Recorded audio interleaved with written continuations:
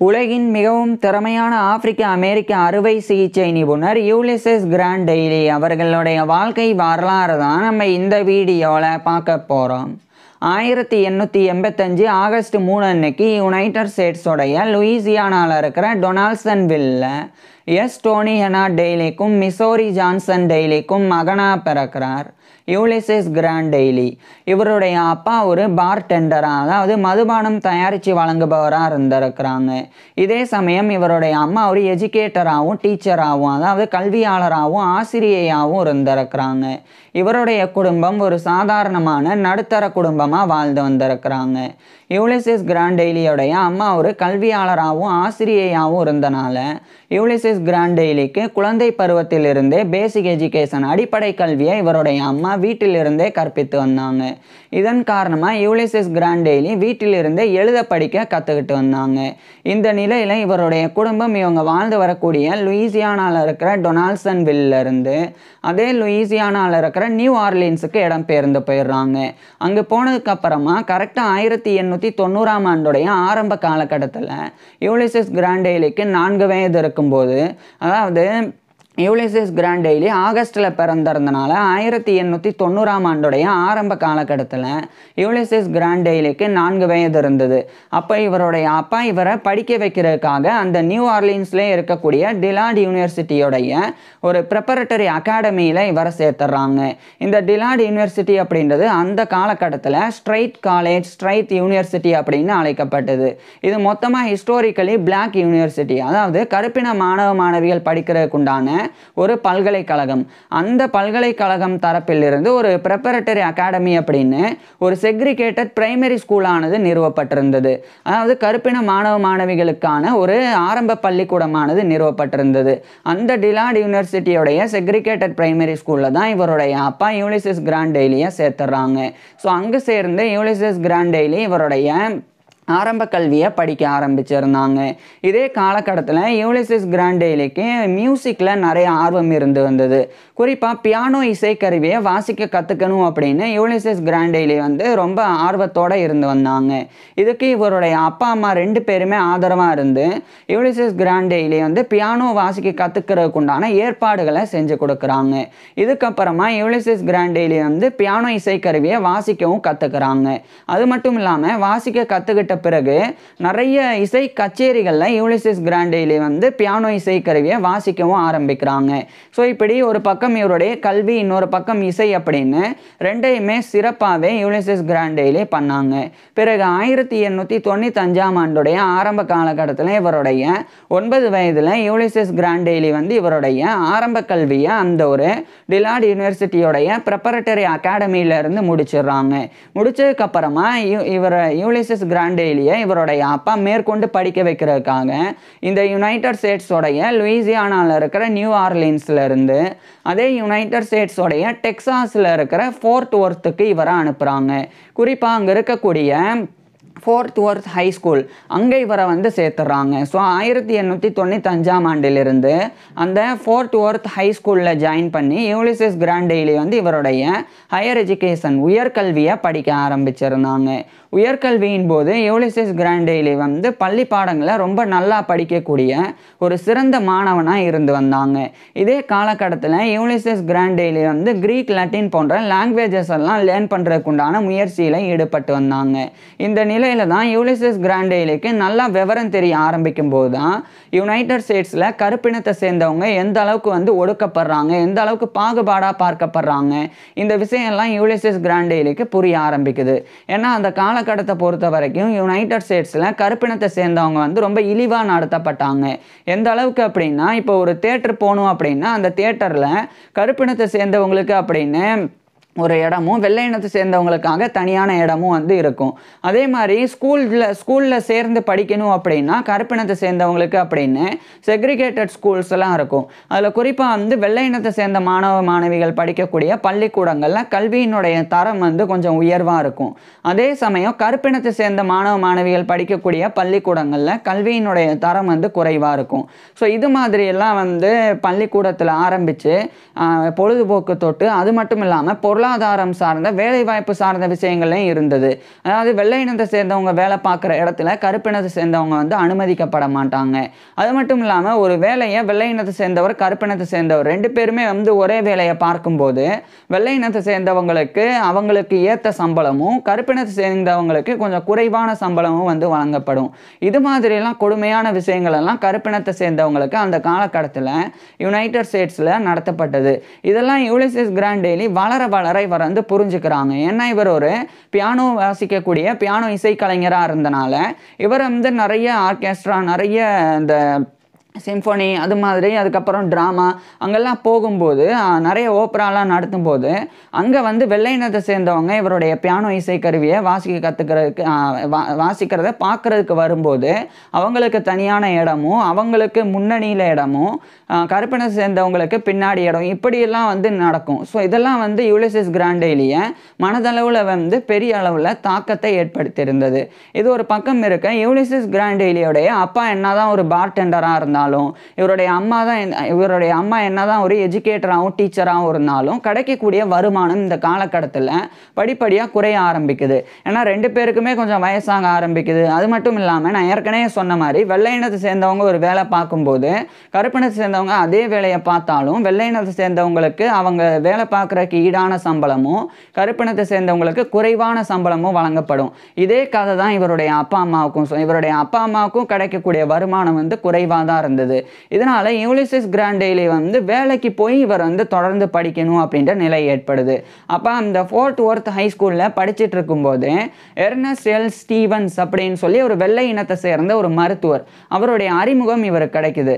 அந்த Ernst L Stevens அப்படின்றவர் வந்து அந்த ஃபோர்ட் ஒர்த்தில் இருக்கக்கூடிய Fort Worth university school of medicine அந்த ஒரு மெடிக்கல் ஸ்கூலில் ப்ரொஃபஸர் ஆஃப் மெட்டீரியா மெடிக்கா அப்படின்றது மருந்துகளினுடைய பண்புகள் குறித்து படிக்கிறது. ஸோ அந்த சப்ஜெக்டை மருத்துவ மாணவர்களுக்கு கற்பிக்கக்கூடிய ஒரு பேராசிரியராக அந்த எர்னஸ்ட் எல் ஸ்டீவன்ஸ் வந்து இருந்தாங்க. ஸோ அவர் ஒரு மருத்துவராகவும் இருந்தாங்க. அவருடைய ஆஃபீஸுக்கு ஒரு அசிஸ்டண்ட் வந்து தேவைப்பட்டாங்க. அப்போ இவர் யூலிசஸ் கிராண்ட் டெய்லியை வந்து ஆஃபீஸ் அசிஸ்டண்ட்டாக அந்த எர்னஸ்ட் எல் ஸ்டீவன்ஸ் வந்து எடுத்துக்கிறாங்க. ஸோ அவர் வந்து இவருக்கு சேலரி கொடுக்குறாங்க. யூலிசஸ் கிராண்ட் டெய்லியும் அவருக்கு கீழே அவருடைய ஆஃபீஸ் அசிஸ்டண்ட்டாக ஒர்க் பண்ணிக்கிட்டு இவருடைய பள்ளி பாடங்களை தொடர்ந்து படித்து வந்தாங்க.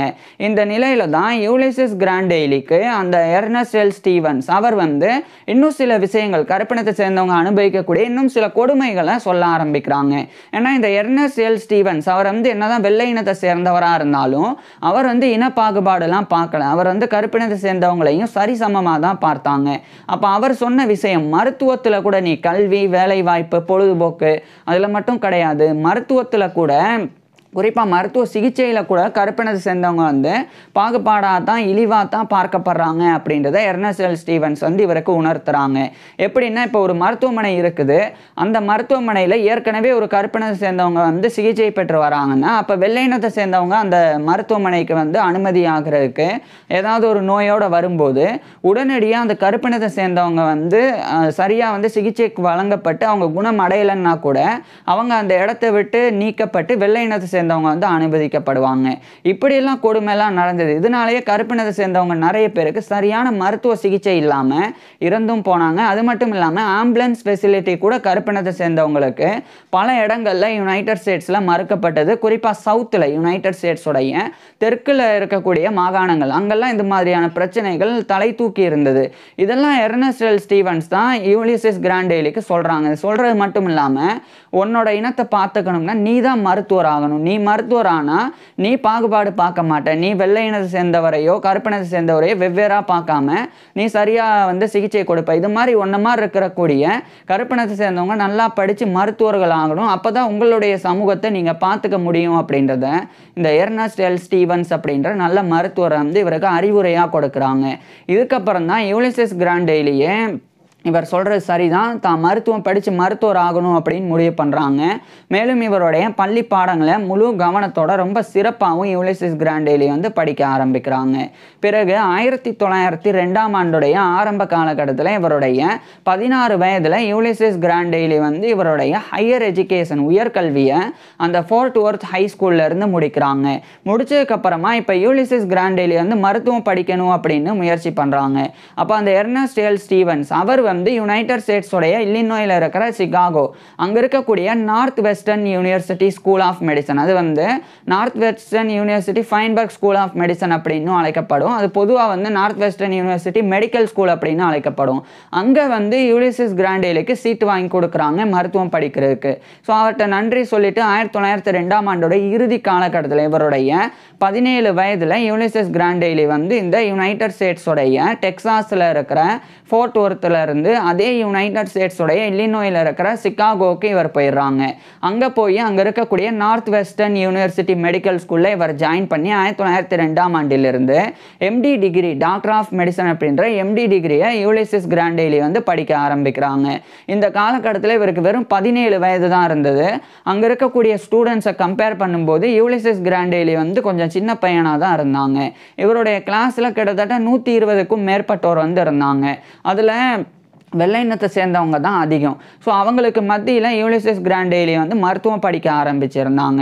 இவர் மருத்துவம் படிக்கும்போது வெள்ளை இனத்தை சேர்ந்த பேராசிரியர்கள் அவங்க நிறைய பேர் வந்து யூலிசஸ் கிராண்டேலியை புறக்கணிச்சாங்க. இவர் வந்து ஏதாவது டவுட் கேட்குறாருன்னா அதை வந்து கண்டுக்காமல் இருக்கிறது, இவருக்கு சொல்லி கொடுக்கறதுக்கு கொஞ்சம் வந்து சங்கடப்படுறது, அது மட்டும் இல்லாமல் ஒரு சில கிளாஸஸ்லாம் நடத்தும் போது யூலிசஸ் கிராண்டேலியை வெளியே அனுப்புறது, இது மாதிரியான சம்பவங்கள் கூட அந்த காலகட்டத்தில் நடந்தது. ஆனால் இதெல்லாம் பொருட்படுத்தாமல் எப்படியாவது படிக்கணும், எப்படியாவது மருத்துவர் ஆயிடணும் அப்படின்றது தான் யூலிசஸ் கிராண்டேலியோட எண்ணமாக இருந்தது. இதனால இவர் ரொம்ப நல்லா படிக்க ஆரம்பிக்கிறாங்க. அந்த 120க்கும் மேற்பட்ட மாணவர்கள் மத்தியில் யூலிசஸ் கிராண்டேலி வந்து ஒரு தனியாக ஒரு கருப்பு மனிதனாக கருப்பு வைரமாக வந்து ஜொலிக்க ஆரம்பிக்கிறாங்க கல்வியில். ஸோ படிப்படியாக அவர் ரொம்ப நல்லா படிக்கிறனால அந்த north western University Medical school அதனுடைய அனாட்டமிக்கல் லேபரட்டரி உடற்கூறியல் ஆய்வுக்கூடம் ஒன்று இருந்தது. அந்த அனாட்டமிக்கல் லேபரட்டரியோடைய ஒரு அசிஸ்டண்டாக உதவியாளராக இவர் வந்து நியமிக்கப்படுறாங்க. ஸோ இவருடைய மருத்துவ படிப்பின் போது யூலிசஸ் கிராண்டேலி வந்து மருத்துவ பாடத்திட்டங்களாக தான் மெடிக்கல் கரிக்குலமாக அனாட்டமி உடற்கூறியல், ஃபிசியாலஜி உடலியல், பெத்தாலஜி நோயியல், மெட்டீரியா மெடிக்கா மருந்துகளினுடைய பண்புகள் குறித்து படிக்கிறது. இந்த சப்ஜெக்டை தான் அந்த எர்னஸ்ட் எல் ஸ்டீவன்ஸ் அவர் வந்து ஃபோர்ட் ஒர்த் மெடிக்கல் ஸ்கூலில் ஃபோர்ட் ஒர்த் யூனிவர்சிட்டி மெடிக்கல் ஸ்கூலில் கற்பித்தாங்க. ஸோ அதுக்கப்புறமா வந்து கூடுதலாக சர்ஜரி, அறுவை சிகிச்சை, கிளினிக்கல் மெடிசன் மருத்துவம், ஃபார்மகாலஜி மருந்தியல், கெமிஸ்ட்ரி வேதியியல், அதுக்கப்புறமா வந்து பயாலஜி உயிரியல், அதே மாதிரி இன்னும் கூடுதலாக வந்து அப்செட்ரிக்ஸ் மகப்பேறு மருத்துவம் பிரசவம் பார்க்குறது, அதே மாதிரி கைனகாலஜி பெண் நோயியல் அப்படின்னு இது போன்ற எல்லா பாடங்களையும் ரொம்ப சிறப்பாகவே யூலிசஸ் கிராண்டேலி வந்து படித்து வந்தாங்க. ஆனால் பர்டிகுலராக யூலிசஸ் கிராண்டேலி வந்து ஒரு அறுவை சிகிச்சை நிபுணர் ஆகணும், சர்ஜன் ஆகணும் அப்படின்னு சொல்லி தான் இவர் வந்து ஆசைப்பட்டாங்க. இந்த காலகட்டத்தில் இந்த ஒரு நார்த் வெஸ்டர்ன் யூனிவர்சிட்டி மெடிக்கல் ஸ்கூலோடைய அனாட்டமிக்கல் லேபரட்டரி அதனுடைய ஒரு அசிஸ்டன்ட் உதவியாளர் அப்படின்ற அந்த ஒரு பதவியிலிருந்து ஒரு இன்ஸ்ட்ரக்டராக கற்பிப்பாளராகவே இவர் வந்து நியமிக்கப்படுறாங்க. ஸோ அனாட்டமிக்கல் லேபரட்டரியில் அனாட்டமியை மருத்துவ மாணவர்களுக்கு இவருடைய கூட படிக்கக்கூடிய சக மாணவர்களுக்கு இவரே வந்து அனாட்டமியை கற்பிக்கக்கூடிய அளவுக்கு இவர் வந்து உயர்ந்திருந்தாங்க. இதுக்கப்புறம் 1906ஆம் ஆண்டுடைய ஜூன் மாதம் இவருடைய 20 வயதில் யூலிசஸ் கிராண்டேலி வந்து இவருடைய டாக்டர் ஆஃப் மெடிசன் அப்படின்ற எம்டி டிகிரியை நார்த் வெஸ்டர்ன் யூனிவர்சிட்டி மெடிக்கல் ஸ்கூல்ல இருந்து முடிக்கிறாங்க. ஏன் 20 வயசு அப்படின்னு சொல்கிறேன்னா இவர் ஆகஸ்ட்டில் பிறந்திருந்தாங்க. ஸோ 1906 ஆகஸ்ட் மாதம் வந்தால் தான் இவருக்கு 21 வயசு. இவர் ஜூன் மாதத்துலேயே வந்து 1906 ஜூனில் வந்து இந்த டிகிரி மெடிக்கல் டிகிரியை வந்து பெறாங்க. இதனால தான் 20 வயது அப்போது. ஸோ யூலிசஸ் கிராண்டேலி வந்து டாக்டர் ஆஃப் மெடிசன் எம்டி டிகிரியை 1906 ஜூன் மாதம் அந்த நார்த் வெஸ்டர்ன் யூனிவர்சிட்டி மெடிக்கல் ஸ்கூல்லேருந்து பெறாங்க. பெறும்போது 120க்கும் மேற்பட்ட மாணவர்களில் 5th பிளேஸை யூலிசஸ் கிராண்டேலி வந்து பிடிச்சிருந்தாங்க. இது வந்து அந்தளவுக்கு சாதாரணமான விஷயம்லாம் கிடையாது. 5th பிளேஸ் தானே, ஃபஸ்ட்டு பிளேஸ் இல்லை அப்படின்னு எடுத்துக்க முடியாது. ஏன்னா மிச்சம் இவருக்கு முன்னாடி இருக்கக்கூடியவங்கலாம் 4 வெள்ளை இனத்தை சேர்ந்தவங்க, கருப்பினத்தை சேர்ந்தவராக இவர் தான் வந்து முன்னணியில் இருந்தாங்க, 5ஆவதாக இருந்தாங்க. இது எந்த அளவுக்கு முக்கியத்துவம் வாய்ந்ததுன்னா இவர் படித்த பள்ளிக்கூடத்தில் அந்த அளவுக்கு கல்வியினுடைய தரம் கிடையாது. கருப்பினத்தை சேர்ந்த மாணவ மாணவிகள் படிக்கக்கூடிய பள்ளிக்கூடத்தில் தான் இவர் வந்து படித்தாங்க ஆரம்பத்தில். ஸோ அப்படி இருக்கும்போது அந்த ஒரு கல்வி திட்டத்தில் படித்த யூலிசஸ் கிராண்டேலி மற்ற வெள்ளை இனத்தை சேர்ந்தவங்க நல்ல ஹை குவாலிட்டி எஜுகேஷன் படிச்சுட்டு வந்த அந்த வெள்ளை இனத்தை சேர்ந்த மாணவ மாணவிகள் மத்தியில் 5ஆவது இடம் பிடிக்கிறது மிகப்பெரிய ஒரு சாதனை. ஸோ அந்த ஒரு சாதனையை 1906 ஜூனில் யூலிசஸ் கிராண்டேலி வந்து படைக்கிறாங்க. இதுக்கப்புறம் அதே north western University Medical school அதனுடைய அசிஸ்டன்ட் டெமான்ஸ்ட்ரேட்டர் ஆஃப் அனாட்டமியாவே இவர் வந்து நியமிக்கப்படுறாங்க. டெமான்ஸ்ட்ரேட்டர் அப்படின்னா இப்போ ஒரு விஷயம் இருக்குது, அதை வந்து தியரிட்டிக்கலாக மட்டும் விளக்காமல் அது டயக்ராம்ஸ் மெடிக்கல் இன்ஸ்ட்ருமெண்ட்ஸ்லாம் பயன்படுத்தி அதை வந்து நேரடியாக விளக்குறது தான் வந்து டெமான்ஸ்ட்ரேட்டர் அப்படின்ற பொறுப்பு. உதாரணத்துக்கு இவர் வந்து அனாட்டமியோடைய அசிஸ்டன்ட் டெமான்ஸ்ட்ரேட்டராக இருந்தாங்க. அனாட்டமி அப்படின்னா உடற்கூறியல். உடற்கூறியல் அப்படின்றது உடல் உறுப்புகள், திசுக்கள், எலும்புகள் அவைகளினுடைய ஸ்ட்ரக்சர் கட்டமைப்பு குறித்து படிக்கிறது தான் அனாட்டமி அப்படின்றது. உதாரணத்துக்கு நம்மளுடைய உடலில் இருக்கிற இதயம் அது வந்து எப்படி வடிவத்தில் இருக்குது, அந்த இதயத்தில் எத்தனை சேம்பர்ஸ் அறைகள் இருக்குது, அந்த இதயத்தினுடைய வால்வுகளின் எண்ணிக்கை என்ன, அது பற்றி, அதுக்கப்புறமா நம்மளுடைய உடல் திசுக்கள் எப்படி அமைஞ்சிருக்கு, நம்மளுடைய எலும்புகளினுடைய கட்டமைப்பு எப்படி இருக்குது அப்படின்னு சொல்லி நம்மளுடைய உடல் உறுப்புகள், திசுக்கள், எலும்புகள் இவைகளினுடைய கட்டமைப்பு குறித்து படிக்கிறது தான் அனாட்டமி. இதை வந்து நேரடியாக கற்பிக்கிறது அப்படின்னா விலங்குகளினுடைய சடலத்தையோ அல்லது மனிதர்களினுடைய சடலத்தையோ பயன்படுத்தி நேரடியாக அதை வந்து மெடிக்கல் இன்ஸ்ட்ருமெண்ட்ஸ் மூலமாக டைசெக்ட் பண்ணி அதை வந்து மருத்துவ மாணவர்களுக்கு விளக்கக்கூடிய அந்த ஒரு பதவி தான் டெமான்ஸ்ட்ரேட்டர் அப்படின்ற பதவி. ஸோ அந்த மாதிரி இவர் ஒரு அசிஸ்டன்ட் டெமான்ஸ்ட்ரேட்டர் ஆஃப் அனாட்டமியா யூலிசஸ் கிராண்டேலி வந்து அந்த நார்த் வெஸ்டர்ன் யூனிவர்சிட்டி மெடிக்கல் ஸ்கூலில் நியமிக்கப்பட்டிருந்தாங்க. ஆனால் யூலிசஸ் கிராண்டேலிக்கு ஒரு சர்ஜன் அறுவை சிகிச்சை நிபுணர் ஆகணும் அப்படின்றது தான் எண்ணம். ஸோ இந்த காலகட்டத்தில் இவர் என்ன பண்ணுறாங்க, ஒரு பக்கம் வந்து ஒர்க் பண்ணிக்கிட்டு இன்னொரு பக்கம் வந்து சிகாகோலே இருக்கக்கூடிய இந்த நார்த் வெஸ்டர்ன் யூனிவர்சிட்டி மெடிக்கல் ஸ்கூலும் சிகாகோவில் தான் இருக்குது. ஸோ அதே சிகாகோலே இருக்கக்கூடிய ப்ராவிடன்ட் ஹாஸ்பிட்டல் அப்படின்ற ஒரு கருப்பினத்தை சேர்ந்தவங்களுக்கு உண்டான மருத்துவமனை. இதை வந்து டேனியல் ஹேல் வில்லியம்ஸ் அப்படின்னு சொல்லி ஒரு கருப்பினத்தை சேர்ந்த இருதய நோய் நிபுணர் அவர் தான் நிறுவியிருந்தாங்க. இந்த டேனியல் ஹேல்ஸ் வில்லியம்ஸ் அவருடைய வாழ்க்கை வரலாறு நம்ம ஏற்கனவே பார்த்துருக்குறோம். அவர் 1856ஆம் ஆண்டு பிறந்தவர். ஸோ அவர் நிறுவன அந்த ப்ராவிடன்ட் ஹாஸ்பிட்டல் எதுக்காகன்னா கருப்பினத்தை சேர்ந்தவங்களுக்காக தான். குறிப்பாக இப்போ யூலிசஸ் கிராண்டேலி வந்து doctor of medicine MD degree முடித்த உடனே இவர் ஒரு மருத்துவராக நோயாளிகளுக்கு சிகிச்சையெல்லாம் கொடுக்க முடியாது. அதுக்கு முன்னாடி யூலிசஸ் கிராண்டேலி வந்து இன்டர்ன்ஷிப்பும் பண்ணணும், ரெசிடென்சியும் பண்ணணும். அதாவது யூலிசஸ் கிராண்டேலி வந்து இப்போ சர்ஜன் அறுவை சிகிச்சை நிபுணர் ஆகணும் அப்படின்னு முடிவு செஞ்சுருக்கிறாங்க. அப்போ இவர் ஒரு ஹாஸ்பிட்டலில் ஜாயின் பண்ணி அந்த ஹாஸ்பிட்டலில் இருக்கக்கூடிய தேர்ந்த அறுவை சிகிச்சை நிபுணர்கள் நோயாளிகளுக்கு அறுவை சிகிச்சை பண்ணுறதை பார்த்து பயிற்சி பெறணும். அதுதான் இன்டர்ன்ஷிப் அப்படின்றது. அதுக்கப்புறமா அந்த தேர்ந்த அறுவை சிகிச்சை நிபுணர்களினுடைய மேற்பார்வையின் கீழே யூலிசஸ் கிராண்டேலியை நோயாளிகளுக்கு அறுவை சிகிச்சை பண்ணணும். இது வந்து ரெசிடென்சி அப்படின்றது. இந்த ரெண்டையுமே யூலிசஸ் கிராண்டேலி கம்ப்ளீட் பண்ணாதான் இவர் ஒரு சர்ஜனா அறுவை சிகிச்சை நிபுணராக வந்து தகுதி பெற முடியும். ஸோ இதுக்காக இவர் வந்து 1907ஆம் ஆண்டு அந்த ப்ராவிடன்ட் ஹாஸ்பிட்டலில் ஜாயின் பண்ணுறாங்க. ஏன்னா மற்ற பொதுவான மருத்துவமனைகளில் கருப்பினத்தை சேர்ந்தவங்களுக்கு உண்டான மருத்துவ பயிற்சியோ மருத்துவ கல்வியோ வழங்கப்படலை. ஸோ அதிகமாக வந்து புறக்கணிக்கத்தான் பட்டாங்க. இதனால தான் கருப்பினத்தை சேர்ந்தவங்களுக்காகவே இருக்கக்கூடிய ப்ராவிடன்ட் ஹாஸ்பிட்டலில் யூலிசஸ் கிராண்டேலி வந்து போய் ஜாயின் பண்ணுறாங்க.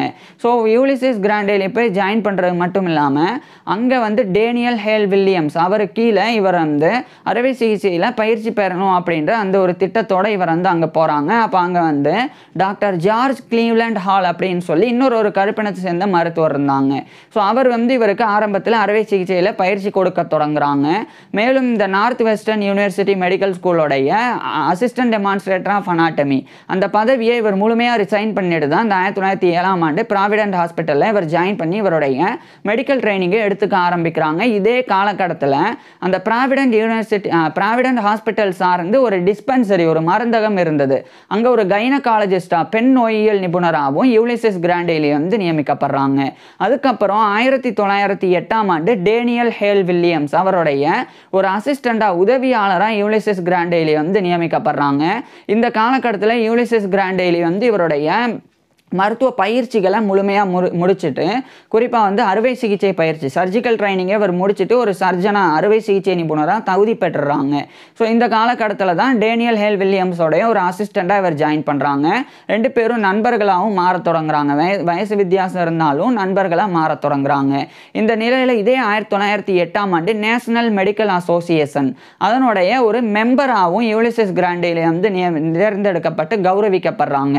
இது வந்து அமெரிக்கன் மெடிக்கல் அசோசியேஷனுடைய ஒரு பார்ட்டு தான் நேஷனல் மெடிக்கல் அசோசியேஷன் அப்படின்றது. அமெரிக்கன் மெடிக்கல் அசோசியேஷன் அப்படின்றது வெள்ளை இனத்தை சேர்ந்தவங்க தான் அதிகமாக வந்து தேர்ந்தெடுக்கப்படக்கூடிய ஒரு மெடிக்கல் அசோசியேஷன். ஸோ கருப்பினத்தை சேர்ந்தவங்களுக்கு அப்படின்னு இருக்கணும் அப்படின்றதுக்காக அந்த அமெரிக்கன் மெடிக்கல் அசோசியேஷன் வந்து தனியாக நேஷனல் மெடிக்கல் அசோசியேஷன் அப்படின்னு கருப்பினத்தை சேர்ந்தவங்களுக்கு உண்டான ஒரு மருத்துவ சங்கத்தை நிறுவியிருந்தாங்க. அதனுடைய ஒரு மெம்பராக 1908 யூலிசஸ் கிராண்டெய்லி வந்து கிட்டத்தட்ட இவருடைய 23 வயதில் தேர்ந்தெடுக்கப்பட்டு இவர் வந்து கௌரவிக்கப்பட்டாங்க. இதுக்கப்புறம் 1909 ப்ராவிடன்ட் ஹாஸ்பிட்டலுடைய ஒரு அசோசியேட் சர்ஜனா, அதாவது இணை அறுவை சிகிச்சை நிபுணராக 1909 யூலிசஸ் கிராண்டெய்லி வந்து நியமிக்கப்படுறாங்க. இதுக்கப்புறம் 1910 யூலிசஸ் கிராண்டெய்லி வந்து நேஷனல் மெடிக்கல் அசோசியேஷனுடைய Journal of national medical association அதனுடைய எடிட்டோரியல் போர்டில் ஒரு மெம்பராக 1910 யூலிசஸ் கிராண்டெய்லி நியமிக்கப்படுறாங்க. இதுக்கப்புறம் சர்ஜரி சார்ந்த அறுவை சிகிச்சை சார்ந்த நிறைய ஆர்டிகல்ஸை இவர் எழுதி அதில் பப்ளிஷ் பண்ணவும் ஆரம்பிக்கிறாங்க. இதுக்கப்புறமா 1912 யூலிசஸ் கிராண்டெய்லி வந்து அந்த ஒரு அசோசியேட் சர்ஜன் அந்த ஒரு பதவியிலிருந்து அட்டெண்டிங் சர்ஜனாக அதே ப்ராவிடன்ட் ஹாஸ்பிட்டலில் 1912 யூலிசஸ் கிராண்டெய்லி வந்து நியமிக்கப்பட்டுறாங்க. இதுக்கப்புறம் 2 ஆண்டுகளுக்கு அப்புறமா 1914 நேஷனல் மெடிக்கல் அசோசியேஷன் அதனுடைய சர்ஜிக்கல் செக்ஷன் அந்த சர்ஜிக்கல் செக்ஷனுடைய சேர்மனாக 1914 யூலிசஸ் கிராண்டெய்லி வந்து நியமிக்கப்படுறாங்க. அது மட்டும் இல்லாமல் அந்த national Medical அசோசியேஷனுடைய president 1915 Ulysses Grant Dailey வந்து நியமிக்கப்படுறாங்க. அந்த பொறுப்பில் அடுத்த ஓராண்டு 1916 வரைக்கும் நேஷனல் மெடிக்கல் அசோசியேஷனுடைய பிரசிடெண்டாக யூலிசஸ் கிராண்டெய்லி வந்து இருந்தாங்க.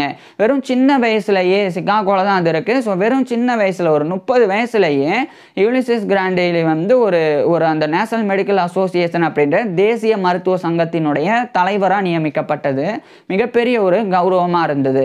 இதுக்கப்புறம் அந்த 1916 பிப்ரவரி மாதம் இவருடைய 30 வயதில் யூலிசஸ் கிராண்டெய்லி வந்து எலினோர் ஜேன் கர்டிஸ் அப்படின்ற இன்னொரு கருப்பினத்தை சேர்ந்த பெண்ணை இவர் வந்து திருமணம் பண்ணிக்கிறாங்க. இந்த எலினோர் ஜேன் கர்டிஸ் இவங்க வந்து ஆஸ்டின் எம் கர்டிஸ் அப்படின்ற வேறு ஒரு கருப்பினத்தை சேர்ந்த ஒரு தலை சிறந்த மருத்துவர். அவர் வந்து யுனைடெட் ஸ்டேட்ஸோடைய வாஷிங்டன் டிசியை சார்ந்தவர். ஸோ அவருடைய சிஸ்டர் தான் இந்த எலினோர் ஜேன் கர்டிஸ் அப்படின்றவங்க. அவங்கள யூலிசஸ் கிராண்டெய்லி வந்து 1916 பிப்ரவரியில் இவருடைய 30 வயதில் திருமணம் பண்ணிக்கிறாங்க. திருமணத்துக்கு பிறகு யூலிசஸ் கிராண்டெய்லிக்கும் இவருடைய மனைவியான எலினோர் ஜேன் கர்டிஸ் டெய்லி இவங்க 2 பேருக்கும் குழந்தைகள் எதுவும் பிறக்கல. இருந்தாலும் இவங்களுடைய திருமண வாழ்க்கை ரொம்ப சிறப்பாக இருந்து வந்தது. இது யூலிசஸ் கிராண்டெய்லியோடைய பர்சனல் லைஃப் தனிப்பட்ட வாழ்க்கையாக இருந்தது. இந்த நிலையில் இவருடைய திருமணத்துக்கு பிறகு இவர் வந்து டியூபர்குலோசிஸ் அப்படின்ற டிபி நோயினால் பாதிக்கப்பட்டுறாங்க. சில மாதங்களுக்கு பிறகுதான் யூலிசஸ் கிராண்டெய்லி வந்து அந்த நோயிலிருந்து மீண்டு வந்தாங்க. பிறகு அதே 1916 இறுதி காலகட்டத்தில் north western University Medical school அங்கே யூலிசஸ் கிராண்டெய்லி வந்து ஒரு இன்ஸ்ட்ரக்டர் ஆஃப் அனாட்டமி அண்ட் ஃபிசியாலஜியாக நியமிக்கப்படுறாங்க. அதாவது உடற்கூறியல் மற்றும் உடலியலை கற்பிக்கக்கூடிய ஒரு கற்பிப்பாளராக நார்த் வெஸ்டர்ன் யூனிவர்சிட்டி மெடிக்கல் ஸ்கூலில் இவர் படித்த அந்த மெடிக்கல் ஸ்கூலில் நியமிக்கப்படுறாங்க 1916. அனாட்டமின்னா என்னன்னு பார்த்தோம். இப்போ ஃபிசியாலஜி உடலியல் அப்படின்றது உடல் உறுப்புகளினுடைய ஃபங்க்ஷன் செயல்பாடுகள் குறித்து படிக்க தான் பிசியாலஜி அப்படின்றது. உதாரணத்துக்கு இதயம் எப்படி வந்து துடிக்குது, நம்மளுடைய உடல்ல எப்படி பிளட் சர்க்குலேட் ஆகுது, இது மாதிரியான உடல்ல நடக்கிற செயல்பாடுகள் குறித்து படிக்கிறது பிசியாலஜி அப்படின்றது. ஸோ அனாட்டமி பிசியாலஜி 2 பாடத்தையும் மருத்துவ மாணவர்களுக்கு கற்பிக்கக்கூடிய ஒரு இன்ஸ்ட்ரக்டர் கற்பிப்பாளராக யூலிசஸ் கிராண்டெய்லி வந்து நியமிக்கப்பட்டாங்க. அந்த பதவியில் அடுத்த 2 ஆண்டுகள் 1918 வரைக்கும் யூலிசஸ் கிராண்டெய்லி வந்து இருந்தாங்க. இதுக்கப்புறம் யூலிசஸ் கிராண்டெய்லி வந்து இன்னும் சில முக்கியமான கௌரவங்களை குறிப்பாக 1919 1920 காலகட்டத்தில் யூலிசஸ் கிராண்டெய்லிக்கு வந்து நிறைய வாய்ப்புகள் கிடைக்க ஆரம்பிச்சிருந்தது. அதில் பர்டிகுலராக ஃபோர்ட் டியர்பான் ஹாஸ்பிட்டல் அப்படின்னு ஒரு மருத்துவமனை அதுவும் சிகாகோவில் இருக்குது. அதனுடைய ஒரு அட்டெண்டிங் சர்ஜனாக 1920 யூலிசஸ் கிராண்டெய்லி வந்து நியமிக்கப்படுறாங்க. ஏற்கனவே யூலிசஸ் கிராண்டெய்லி வந்து ப்ராவிடன்ட் ஹாஸ்பிட்டலுடைய அட்டெண்டிங் சர்ஜனாக இருக்கிறாங்க. இப்போ அதே போலவே அந்த ஃபோர்ட் டியர்பன் ஹாஸ்பிட்டல் அதனுடைய ஒரு அட்டெண்டிங் சர்ஜனாகவும் 1920 யூலிசஸ் கிராண்டெய்லி வந்து பணிபுரிய ஆரம்பிக்கிறாங்க. இந்த காலகட்டத்தில் Chicago Medical Society, Illinois Medical Society அவைகளினுடைய ஃபெல்லோவாக இவர் வந்து தேர்ந்தெடுக்கப்படுறாங்க. அது மட்டும் இல்லாமல் சிகாகோ கேன்சர் சொசைட்டி அதனுடைய ஒரு லைஃப் மெம்பராகவும் இவர் வந்து தேர்ந்தெடுக்கப்பட்டு கௌரவிக்கப்படுறாங்க. இந்த நிலையில தான் 1924 யூலிசஸ் கிராண்டெய்லி வந்து இவருடைய மனைவி கூட சேர்ந்து எலினோர் ஜேன் கர்டிஸ் டெய்லி அவங்க கூட சேர்ந்து ஒரு ரெண்டு குழந்தைகளை வந்து 5 வயது மிக்க 2 குழந்தைகளை வந்து தத்தெடுக்கிறாங்க. அந்த 2 குழந்தைகள் வந்து ஒரே நாளில் பிறந்த ட்வின்ஸாக இருந்தாங்க. ஆனால் ஒரு குழந்தை ஆண் குழந்தை, இன்னொரு குழந்தை வந்து பெண் குழந்தை. ஸோ 2 பேருக்கும் இவங்க 2 பேருடைய பேரே வைக்கிறாங்க. பெண் குழந்தைக்கு வந்து எலினோர் ஜேன் டெய்லி அப்படின்ற பேரையும், அதேமாதிரி யூலிசஸ் கிராண்ட் டெய்லியோடைய தத்தெடுத்த அந்த ஆண் குழந்தைக்கு வந்து யூலிசஸ் கிராண்ட் டெய்லி ஜூனியர் அப்படின்னு இவருடைய பேரையும், ஸோ கணவன் மனைவியுடைய பேரையே இவங்க தத்தெடுக்கக்கூடிய அந்த ட்வின்ஸுக்கும் வச்சிடறாங்க.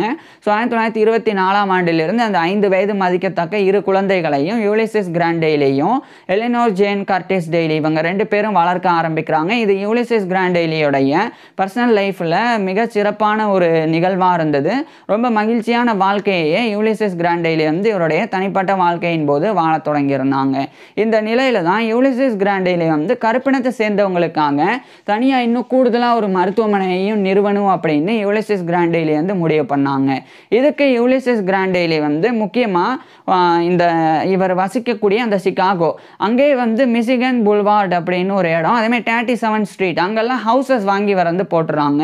ஹவுசஸ் வாங்கினது மட்டும் இல்லாமல் 1926ஆம் ஆண்டு யூலிசஸ் கிராண்ட் டெய்லி வந்து அவருடைய பேர்லேயே Ulysses Grant Dailey Hospital and Sanitarium அப்படின்னு அந்த சிகாகோவில் ஒரு மருத்துவமனையை கருப்பினத்தை சேர்ந்தவங்களுக்காக நிறுவிடுறாங்க. அதை நிறுவி பிங்கா ஸ்டேட் பேங்க் அப்படின்னு ஒரு வங்கி, இது வந்து கருப்பினத்தை சேர்ந்தவங்களால் நடத்தப்படக்கூடிய வங்கி, அந்த ஒரு பேங்க்கில் யூலிசஸ் கிராண்ட் டெய்லி வந்து பணத்தை போட்டு அந்த ஹாஸ்பிட்டலை நடத்த ஆரம்பிக்கிறாங்க. மேலும் இவர் வந்து ப்ராவிடன்ட் ஹாஸ்பிட்டலுடைய அட்டெண்டிங் சர்ஜன், அந்த பதவியை ரிசைன் பண்ணிட்டு இவர் நடத்தக்கூடிய டெய்லி ஹாஸ்பிட்டல் அண்டு சானிட்டோரியம் அதனுடைய ஒரு சர்ஜன் இன் சீஃபாக வந்து 1926ஆம் ஆண்டிலிருந்து பணிபுரிய ஆரம்பிக்கிறாங்க. தொடர்ந்து கருப்பினத்தை சேர்ந்த மாணவிகளுக்கு உண்டான அந்த மருத்துவ பயிற்சியை கொடுக்கறதுக்கு அந்த ஒரு ஹாஸ்பிட்டலை பயன்படுத்துகிறாங்க. மேலும் கருப்பினத்தை சேர்ந்தவங்களுக்கு இலவச மருத்துவ சிகிச்சையை யூலிசஸ் கிராண்ட் டெய்லி வந்து வழங்க ஆரம்பிக்கிறாங்க. இந்த நிலையில் 1928ஆம் ஆண்டு நேஷனல் ப்ரோக்ராம் கமிட்டி, அது வந்து நேஷனல் மெடிக்கல் அசோசியேஷனுடையது தான், அந்த நேஷனல் ப்ரோக்ராம் கமிட்டியோடைய ஒரு சேர்மனாக 1928ஆம் ஆண்டு யூலிசஸ் கிராண்ட் டெய்லி வந்து நியமிக்கப்படுறாங்க. இப்படி வாழ்க்கையில் நிறைய முன்னேற்றங்களை யூலிசஸ் கிராண்ட் டெய்லி வந்து அடைய தொடங்கியிருந்தாங்க. ஆனால் படிப்படியாக யூலிசஸ் கிராண்ட் டெய்லியோடைய தனிப்பட்ட வாழ்க்கை, இவருடைய பொது வாழ்க்கை எல்லாத்துலேயுமே சின்ன பிரச்சனைகள் ஏற்பட ஆரம்பிக்குது. குறிப்பாக இந்த காலகட்டத்தில் இந்த யுனைடெட் ஸ்டேட்ஸை பொறுத்த வரைக்கும் கிரேட் டிப்ரெஷன் ஆனது நடந்து வந்தது. அதில் குறிப்பாக வந்து பொருளாதார ரீதியான பெரும் மந்தம் ஏற்பட 1930 காலகட்டத்தில் வங்கிகள் வந்து லாஸ் ஆக தொடங்குது. அதில் குறிப்பாக யூலிசஸ் கிராண்ட் டெய்லி பணம் போட்டு வச்சிருந்த பிங்கா ஸ்டேட் பேங்க் அது வந்து பெரிய ஒரு நஷ்டத்தில் போகுது. ஸோ வேறு வழி இல்லை. இப்போ யூலிசஸ் கிராண்ட் டெய்லினால அந்த டெய்லி ஹாஸ்பிட்டல் அண்டு சானிட்டோரியம் அதை வந்து 1931 காலகட்டத்தில் ரொம்ப சிரமப்பட்டு தான் நடத்த முடியாத நிலையே வந்து ஏற்பட்டது. இந்த 1931ஆம் ஆண்டு தான் டேனியல் ஹேல் வில்லியம்ஸ் இவருடைய மென்டார் மற்றும் இவர் விரும்பி அந்த ப்ராவிடன்ட் ஹாஸ்பிட்டலை ஜாயின் பண்ணும்போது அந்த ப்ராவிடன்ட் ஹாஸ்பிட்டலை நிறுவனவர். அவர் வந்து அவருடைய 75 வயதில் 1931ஆம் ஆண்டு அவர் இறந்து போனாங்க. ஸோ இதெல்லாம் வந்து யூலிசஸ் கிராண்ட் டெய்லிக்கு வந்து மனதளவில் பெரிய பாதிப்புகளை ஏற்படுத்துது. இதுக்கப்புறம் 1932ஆம் ஆண்டு டெய்லி ஹாஸ்பிட்டல் அண்டு சானிட்டோரியம் அதை வந்து யூலிசஸ் கிராண்ட் டெய்லி வேறு வழி இல்லாமல் இழுத்து மூடிடுறாங்க. ஸோ மறுபடியும் ப்ராவிடன்ட் ஹாஸ்பிட்டலில் இவர் போய் அட்டெண்டிங் சர்ஜனாக ஜாயின் பண்ணுறாங்க. ஆனால் இந்த 1932ஆம் ஆண்டு நேஷனல் ப்ரோக்ராம் கமிட்டி அதனுடைய சேர்மன் அப்படின்ற பதவியிலிருந்து விலகி ப்ராவிடன்ட் ஹாஸ்பிட்டலில் ஜாயின் பண்ணுறாங்க. ஆனால் யூலிசஸ் கிராண்ட் டெய்லி வந்து கருப்பினர் சேர்ந்தவங்களுக்கு இவ்வளோ விஷயம் பண்ணனால 1933ஆம் ஆண்டு அந்த ப்ராவிடன்ட் ஹாஸ்பிட்டல் தரப்பிலிருந்து இவர் ஒரு சீனியர் அட்டெண்டிங் சர்ஜனாகவே நியமிச்சிடுறாங்க. இதுக்கப்புறம் 1935ஆம் ஆண்டு சிகாகோலையே இன்டர்நேஷனல் காலேஜ் ஆஃப் சர்ஜன்ஸ் அப்படின்னு சொல்லி சர்வதேச அளவில் அறுவை சிகிச்சை நிபுணர்களுக்கு உண்டான ஒரு கல்லூரி நிறுவப்பட்டது. அது நிறுவப்படுறதுக்கு ஒன் ஆஃப் த ஃபவுண்டர்ஸாக காரணமாக இவர் யூலிசஸ் கிராண்ட் டெய்லியும் இருந்தாங்க. இதனால் அதே 1935ஆம் ஆண்டு அந்த இன்டர்நேஷனல் காலேஜ் ஆஃப் சர்ஜன்ஸோடைய ஒரு சார்ட்டர் மெம்பராக இவர் வந்து தேர்ந்தெடுக்கப்பட்டாங்க. பிற்காலத்தில் அந்த இன்டர்நேஷனல் காலேஜ் ஆஃப் சர்ஜன்ஸோடைய ஒரு ஃபெல்லோவாகவும் யூலிசஸ் கிராண்ட் டெய்லி வந்து நியமிக்கப்பட்டாங்க. இந்த நிலையில் தான் இந்த காலகட்டத்தில் தான் அமெரிக்கன் மெடிக்கல் அசோசியேஷன் அசோசியேஷன் அதனுடைய ஒரு ஃபெல்லோவாகவும் யூலிசஸ் கிராண்டெய்லி வந்து நியமிக்கப்பட தொடங்குறாங்க. இதுக்கப்புறம் யூலிசஸ் கிராண்டெய்லி வந்து படிப்படியாக இன்னும் நிறைய விஷயங்கள் வந்து இவர் வந்து பண்ண தொடங்குறாங்க. பர்டிகுலராக journal of American medical association அதனுடைய எடிட்டோரியல்லையும் இவர் வந்து ஒர்க் பண்ண ஆரம்பிக்கிறாங்க. அதுக்கப்புறமா வந்து சிகாகோ டிஃபெண்டர் அதில் ஒரு எடிட்டராக இவர் வந்து ஒர்க் பண்ண தொடங்குறாங்க. அது மட்டும் இல்லாமல் ஆனல்ஸ் ஆஃப் சர்ஜரி, அதுக்கப்புறம் சர்ஜரி, கைனகாலஜி அண்ட் ஆப்ஸ்டெட்ரிக்ஸ் போன்ற பல ஜேர்னல்ஸில் யூலிசஸ் கிராண்டெய்லி வந்து எடிட்டராக இருந்து நிறைய பேப்பர்ஸ்லாம் பப்ளிஷ் பண்ணவும் ஆரம்பிக்கிறாங்க. இதுக்கப்புறம் 1940ஆம் ஆண்டு இந்த காலகட்டத்தில் நேஷனல் மெடிக்கல் அசோசியேஷனில் சர்ஜரியில் ஒரு ஒரேஷன் கொடுக்கறதுக்கு இவர் நியமிக்கப்படுறாங்க. சொற்பொழிவு கொடுக்கறதுக்கு இவர் வந்து ஒரு சொற்பொழிவாளராக ஒரேட்டராக சர்ஜரியில் 1940ஆம் ஆண்டு நியமிக்கப்படுறாங்க. இதுக்கப்புறமா யூலிசஸ் கிராண்டெய்லி வந்து 1943ஆம் ஆண்டு journal of national medical association அதனுடைய ஒரு எடிட்டோரியல் போர்டில் இருந்து இவர் ஒரு அசோசியேட் எடிட்டராக 1943ஆம் ஆண்டு அந்த ஒரு தகுதியை பெறாங்க. இதுக்கப்புறம் 2 ஆண்டுகளுக்கு பிறகு மிகப்பெரிய கௌரவத்தை யூலிசஸ் கிராண்டெய்லி பெற்றாங்க. அதாவது 1945ஆம் ஆண்டு அமெரிக்கன் காலேஜ் ஆஃப் சர்ஜன்ஸ் அதனுடைய ஒரு மெம்பராக 1945ஆம் ஆண்டு யூலிசஸ் கிராண்டெய்லி வந்து தேர்ந்தெடுக்கப்பட்டாங்க. இது வந்து மிகப்பெரிய ஒரு விஷயம். ஒரு கருப்பினத்தை சேர்ந்தவராக இருந்து அங்கே தேர்ந்தெடுக்கப்பட்டது. ஏன்னா அமெரிக்கன் காலேஜ் ஆஃப் சர்ஜன்ஸ் அதனுடைய வரலாற்றில் 100க்கும் மேற்பட்ட 1000க்கும் மேற்பட்ட வெள்ளை இனத்தை சேர்ந்தவங்க தான் மெம்பர்ஸாக வந்து தேர்ந்தெடுக்கப்பட்டிருந்தாங்க. இந்த 1945 இவர் தேர்ந்தெடுக்கப்படும் போது இவர் தான் வெறும் 3வது ஆப்பிரிக்க அமெரிக்கர், ஒரு கருப்பினத்தை சேர்ந்தவர் இந்த மாதிரி அமெரிக்கன் காலேஜ் ஆஃப் சர்ஜன்ஸில் மெம்பராக தேர்ந்தெடுக்கப்பட்டது.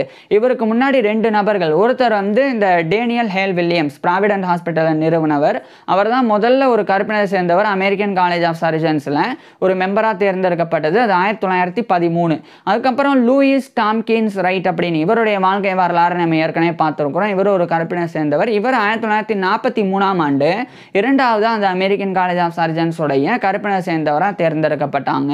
அடுத்து 1945ஆம் ஆண்டு யூலிசஸ் கிராண்டெய்லி 3வது அந்த அமெரிக்கன் காலேஜ் ஆஃப் சர்ஜன்ஸ் உடைய கருப்பினை சேர்ந்த ஒரு மெம்பராக தேர்ந்தெடுக்கப்பட்டாங்க. ஸோ இது இவர் கிடைக்கக்கூடிய மிகப்பெரிய ஒரு கௌரவம். இதுக்கப்புறம் யூலிசஸ் கிராண்டெய்லி வந்து தொடர்ந்து இன்னும் நிறைய ரிசர்ச்சஸில் பெப்டிக் அல்சர் அது குறித்த ரிசர்ச்லையும் தைராய்டு ட்ரீட்மெண்ட் அந்த 2 விஷயத்துல இவர் வந்து ஆய்வுகள் எல்லாம் பண்ண தொடங்குறாங்க.